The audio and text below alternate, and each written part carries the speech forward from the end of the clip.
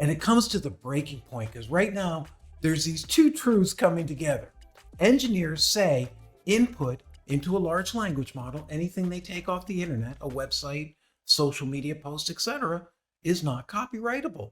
And if you look at copyright law, which was written back for when we all bought books, right?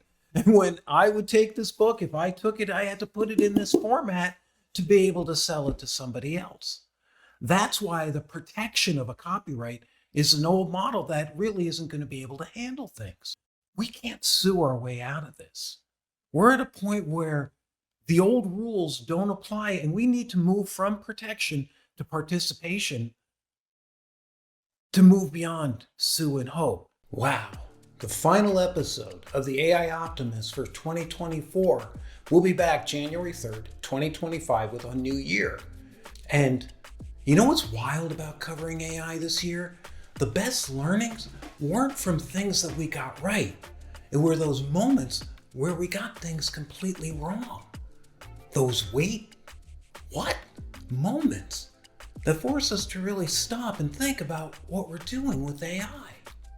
Whether it was watching copyright law trying to defend itself with stone walls, and a little spoiler alert, doesn't look like they're gonna win, or brilliant engineers with AI businesses getting ghosted by clients because they're talking so much about tech that they forgot how important that privacy and ROI is to a real business to move this forward. Or catching Silicon Valley's oops, did we say it out loud, Eric Schmidt moment. Nobody's got this figured out.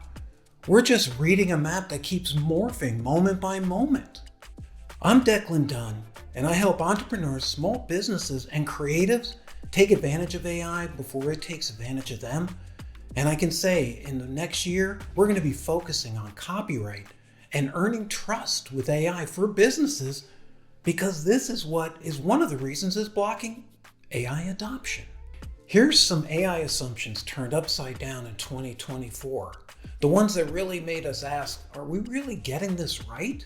And by the end, I'll share one of my epic misses that I thought for sure would happen for this year, but almost definitely is coming in 2025. Being wrong taught me more than being right ever could. And I'm so not alone. Let's dive in. Let's start with copyright law, a system that worked well for centuries until AI came along. There's a new thing happening, but we keep practicing things the old ways. Then AI shows up, not with battering rams for the castle walls, but with wings. And suddenly, our castle walls, copyright, might become irrelevant. We don't need better copyright laws. We need a new system that turns creators from adversaries into stakeholders. Not questioning whether AI will use your work, it's whether you'll shape how this happens. We need to align incentives between the creator economy and the AI large language models and anyone using content. Not just to give them credit everywhere, that's pretty much impossible, but to use some form of attribution and recognition to do more than just sort of say, we're scraping it, it's all fair use, and thanks for creating it. Copyright law for AI looks like a castle built to protect books. Stone walls, drawbridges, guards at every gate. For centuries, it worked beautifully. Then AI showed up, not with battering rams, but with wings. And suddenly, our castle walls became sort of irrelevant. Copyright law is dying. I would argue with the digital world and AI, it's probably dead. Not because it's wrong, but because it can't keep up. With tech giants battling in courtrooms, smaller creators outside of the big media companies are left behind. But what if we stopped fighting yesterday's war and built something better? Moving from protection of someone's creative work to participation. Because in episode 70, when copyright died, the day AI changed creation forever, we're going to look at why that sue and hope model isn't working and propose two new models to create and earn, and why traditional copyright fails in an AI world. So follow through, because at the end, we're going to share specific ways and some code if you want to jump into it to try to prove and at least validate your creation a little bit and start rethinking this whole copyright AI content thing from being an opposing battle where the large language models say we can't pay for it and the people who are creating it are saying, what's up with us? Where do we go next? So last month at TechCrunch Disrupt, I watched a really fascinating scene unfold. Martin Casado of A16Z, Andreessen Horowitz, was explaining AI regulation in a great session. When I asked him about the elephant in the room, why do tech companies keep treating AI training like a copyright-free zone? I asked for his thoughts around why does a large language model take content and when it ingests it, there's no copyright involved. It's just broken into tokens and can never really easily be created on the other end. And he said, what I'm suggesting with the copyright is sort of like his daughter who went and see, let's say, a great Spider-Man movie. So she comes home and she's drawing a Spider-Man, right? Same thing. Now, I didn't want to call him out because this is TechCrunch and he gave a great session, but looking at this, it's really not the same thing. And it comes to the breaking point because right now, there's these two truths coming together. Engineers say input into a large language model, anything they take off the internet, a website, social media post, etc., is not copyrightable. And if you look at copyright law, which was written back for when we all bought books, right? And when I would take this book, if I took it, I had to put it in this format to be able to sell it to somebody else. That's why the protection of a copyright is an old model that really isn't going to be able to handle things. We can't sue our way out of this. We're at a point where the old rules don't apply and we need to move from protection to participation to move beyond sue and hope. While copyright laws try to adapt to this new world, Silicon Valley isn't waiting. In fact, when Eric Schmidt accidentally revealed the bias and the background of a basic Silicon Valley startup, it startled a lot of people and it showed us exactly how big tech views this world. Copyright's trying to protect and never gave them permission, but meanwhile, all that data is now inside the large language models. Well, it led to Judge Orrick giving the artist one small legal victory, turned down two parts, one victory, one giant challenge to the AI industry. The artists have only one angle, copyright, to protect them. And the copyright lawsuit was at a point where it could have been dismissed before what's called discovery, where the lawyers sit down and ask questions. This is where they discover what each side has, what's going to be brought into the case and argued, whether it's legal or not, and to bring it to the decision or a settlement. So if it doesn't go to discovery, the AI companies don't have to share anything that's going on. And Judge Orrick said, yeah, it does. He said two parts of it. One was the allegations of induced infringement are sufficient, moving the case forward to discovery. Now, the lawyers for the artists can peer inside and examine documents from the AI image generator companies, Stable Diffusion, Midjourney, DeviantArt, revealing more details about their training data sets, their tech, and how we got here in the first place, something private companies don't have to share unless they do something illegal, like maybe violating copyright law? We'll see. Judge Orrick says this is a case where the plaintiffs allege that Stable Diffusion is built to a significant extent on copyrighted works and that the way the product operates necessarily invokes copies or protected elements of those works. Now, this is not a legal decision. The case has got a ways to go, but it just means it can move forward and have enough merit to warrant that deeper discovery. That's what makes this a huge victory. Now they're going to have to open those black boxes of AI, not only telling us how it worked, but telling the decisions that went through to grabbing those materials. And remember, the Stability Diffusion CEO said, we took them, now we can recreate them and do iterations. I don't know if that's going to have an impact on the case, but law is built on intent, why you did something. And OpenAI, remember, says that it can't create this without copyrighted material and it's not going to pay for it. The intent is actually pretty clear. And maybe that's why Eric Schmidt's getting more hits than he deserves. As Judge Org says, whether true and whether the result of a glitch, which is what stability contends, or by design, which is what the artists contend, will be tested at a later date. The allegations of induced infringement are sufficient. And I can tell you this little victory, remember, this is a big underdog. How are they going to win against these big tech companies whose business model is steal and sue, or at least have lawyers to defend yourself and ask forgiveness later? So even though this is a small victory, this is a crack in the wall of big tech. Dominance, and could lead to more accountability in the future and more respect for the people who create the content, try to protect, and never gave them permission to use it. And were never asked, never paid, never considered, even though like Midjourney had a list of 4,700 of them. And these artists actually place in what's called metadata different sort of keywords, different descriptions, copyrights that could have been used in the databases. I'm not sure if we'll find that out, but it would have made it a lot easier for the AI to understand what this image was about, despite just having to read it. So finally, maybe ethics matter. Will AI do the right thing? I bet if we asked ChatGPT about this situation, after giving me a lecture on ethics, it would side with the artists, encouraging the AI industry to embrace what it preaches. In fact, we should thank Eric Schmidt for this transparent wake-up call. He thought it was in private. This is the way they talk in privates, prioritizing speed and profit over ethics and fair competition. This lawsuit is a watershed moment. Reach out to these artists. Let them know you care.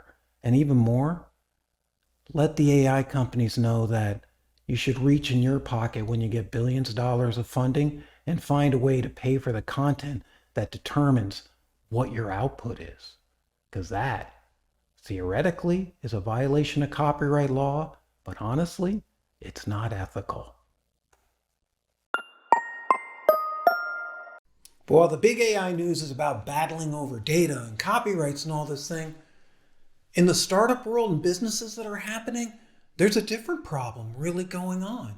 So many are selling AI as technology and trying to impress people with their technological know-how, engineer to engineer approach. But you're not always selling to engineers. There's investors, customers who don't even understand this.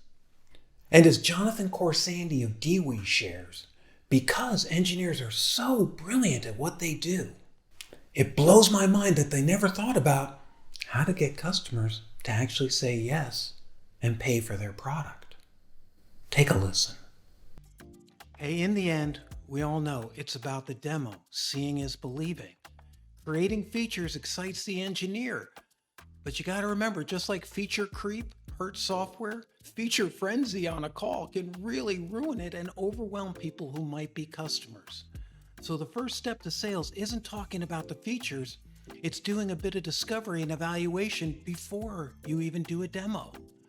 Through real-world examples and aha moments, we'll demonstrate how Jonathan's framework has helped tech companies boost their demo-to-sale conversion rates by many percentage points.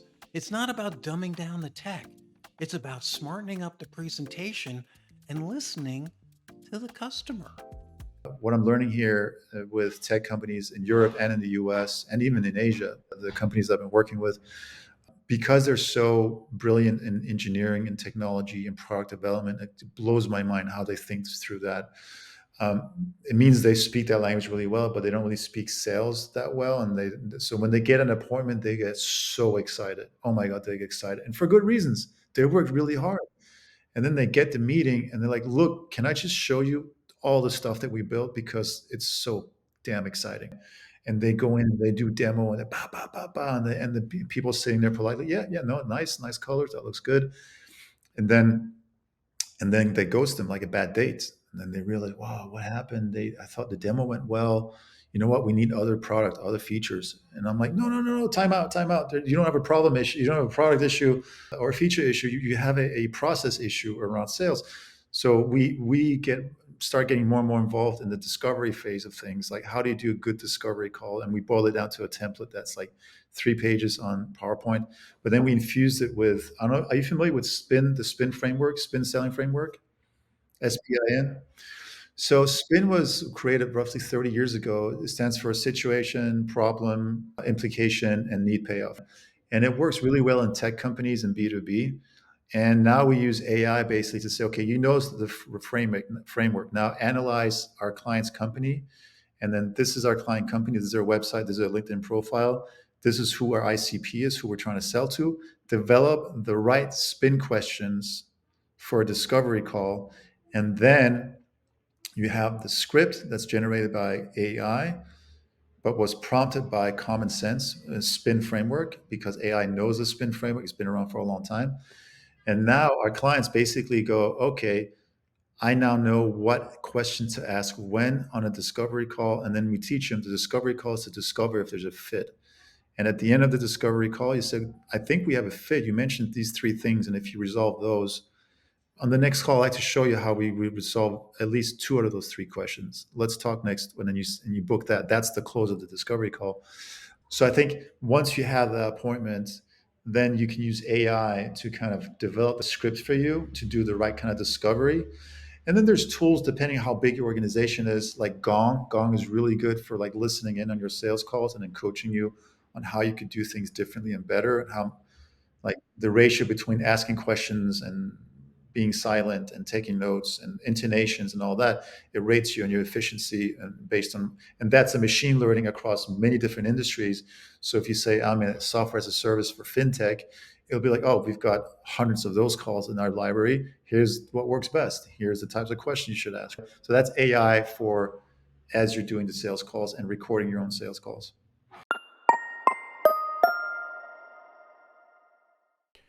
You know what's funny about predictions? Just when you think you got it figured out, something comes up to show you how it's not done. They're like edge cases that rarely get it right. When I talked in 2024 about the AI bubble bursting, I felt I was a smart skeptic in a room full of people who believed, and honestly, to this day, they still do, and I'm not really seeing the signs of breaking that I had expected. I'm eager for this bubble to burst, because that's when the ideas, the businesses start to rise, when the big money and the figuring it out is over. Bubbles bursting in tech are an indication that the opportunity is here. Because when the crash happens, and I know this from experience, most will run away and call it a fad. In the dot-com time, conferences were empty. Nobody was showing up. Everybody said it was hype. And that's where the real revenue happened, and you saw companies like Google rise. When the crypto fad happened and Sam Bankman-Fried and his, games were outed, everyone ran away, said it was full of it. It wasn't impressive. That market has come back remarkably ever since then, whether you believe in crypto or not. And the blockchain has come back because the people who are actually there for real didn't run away, but saw that in the crash is the opportunity. When these big companies and their hype, because remember, the only people impacting the stock market and all this are really multi-trillion-dollar companies. That's what's added all the value. 7 companies or so: Microsoft, Meta, Google, Nvidia, Tesla. These are the companies driving the growth. But when that crash happens, 15, 20 billion to those companies is not a lot of money. So the impact won't be as economic, I don't think, but it will be your opportunity to say, good, now the bad stuff's gone, forget the hype, start making revenue like normal business, and give me a business model instead of predictions of AGI crushing us and destroying us, instead of talking about replacing jobs. Because the only time when jobs are created is after the hype and hot air goes, after the crash. The AI crash that's about to happen is coming out in many different sources. Even Scott Galloway calls it corporate Ozempic, the way AI is used to trim costs and is costing jobs.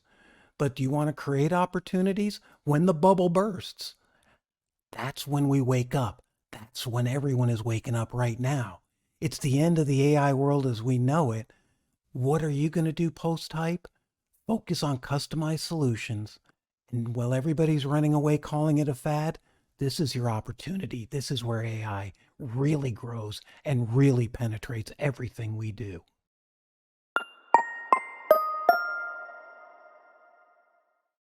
And let me be real about the AI Optimist name. It's not a marketing choice. While many of the tech leaders have said you have to be an optimist almost as a branding and PR technique, I want to see if I'm still an optimist after going through this.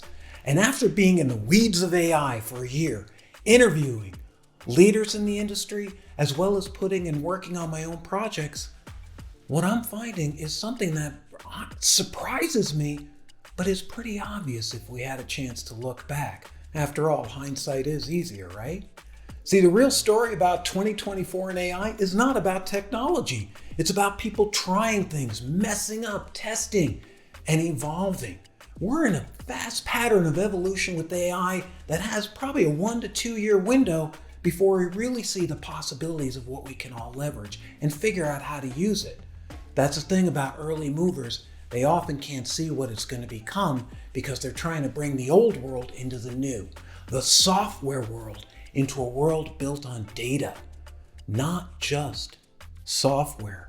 AI, in my opinion, is going to eliminate a lot of the software we use as things get better and better. Thank you for being part of this journey in 2024, bearing with some of my mistakes, some of my learnings, helping me learn more by asking questions.